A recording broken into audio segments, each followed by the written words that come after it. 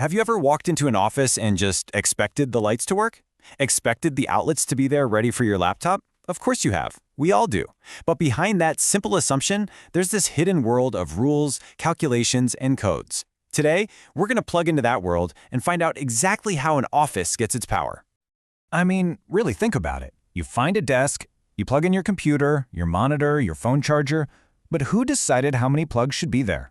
And on those days when you can't find a free outlet, why not? Was it just a guess? Did an architect just pick a random number? Well, the answer, as you're about to see, is way more scientific than you'd ever imagine.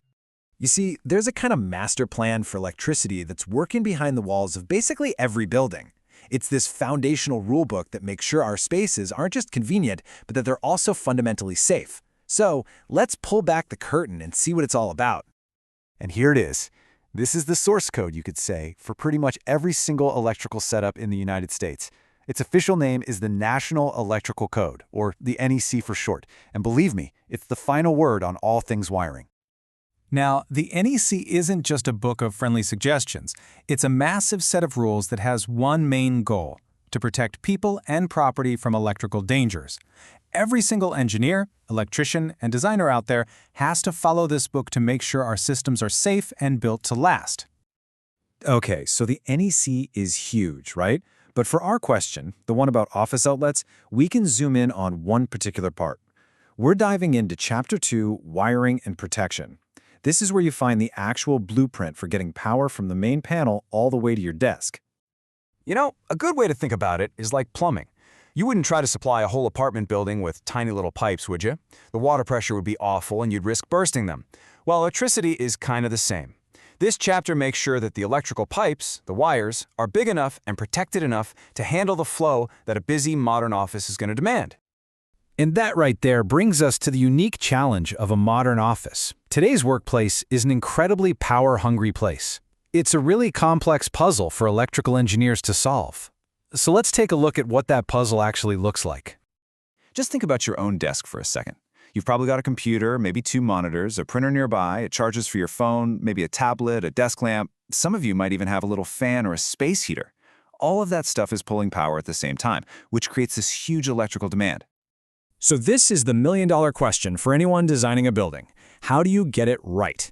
If you aim too low with the electrical load, breakers are going to be tripping all day long. But if you aim too high, you're just wasting money on wiring and equipment that you don't need. You've got to have a standard, reliable way to figure it out. And of course, the National Electrical Code has the answer. The solution to our office power puzzle is hiding in a really clever rule, Section 220.43. It was written specifically for this situation. This is the formula that literally decides how much power your office needs. Now this is where it gets really smart. Instead of just giving one rigid formula, the code actually gives you 2 different ways to calculate the load. It makes designers look at the problem from 2 completely different angles, just to make sure the final answer is as solid as possible. So here they are. On the left, you've got the detailed method. This is like a bottom-up approach, where you add up the power needed for every single outlet you plan to install. On the right, you've got the square foot rule. This one's more top-down. You just take the size of the office and apply a standard value, 1 volt-ampere per square foot. Now don't get hung up on volt-ampere. For our purposes, you can just think of it as a watt. It's a baseline that assumes a certain amount of general power use across the entire space. But here is the most important part. This isn't a choice. It's not pick your favorite. The code says you have to do both calculations. You have to figure out the load based on every single outlet, and you have to figure it out based on the total square footage. No exceptions. And all of that leads to a very simple final step. Once you've run the numbers both ways, the rule is crystal clear. You have to design the entire electrical system to handle the larger of those 2 numbers. In other words, you always plan for the most demanding possible scenario. Okay, so why? Why all the extra work? Why this 2 calculation method? Well, it's not just to give engineers a headache. This simple rule has a huge impact on how safe and useful our workplaces are every single day. When you really boil it down, this rule is all about creating places that work for us and keep us safe. It makes sure that from the moment a building opens, it's ready to handle what we're going to throw at it, which prevents the annoyance of a tripped breaker and, more importantly, the very real danger of an electrical fire. So following this one rule means fewer interruptions to your workday. It means a way lower risk of wires overheating and starting a fire. It guarantees there's enough power for all the stuff we use today. And this part is really cool, it actually helps future-proof the building. Think about it, the amount of power an office needed 10 years ago is nothing compared to today. This rule builds in a buffer for the technology we'll be plugging in 5 or even 10 years from now, without us even knowing what that tech will be. Ultimately, that simple logic of taking the bigger number, well, it's an incredibly powerful safety feature. It forces the design to be ready for the worst-case scenario.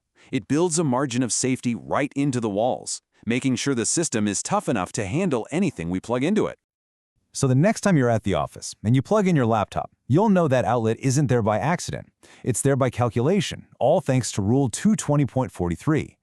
And it really makes you wonder, doesn't it? What other invisible rules like this are hiding all around us, shaping the world we live and work in every single day?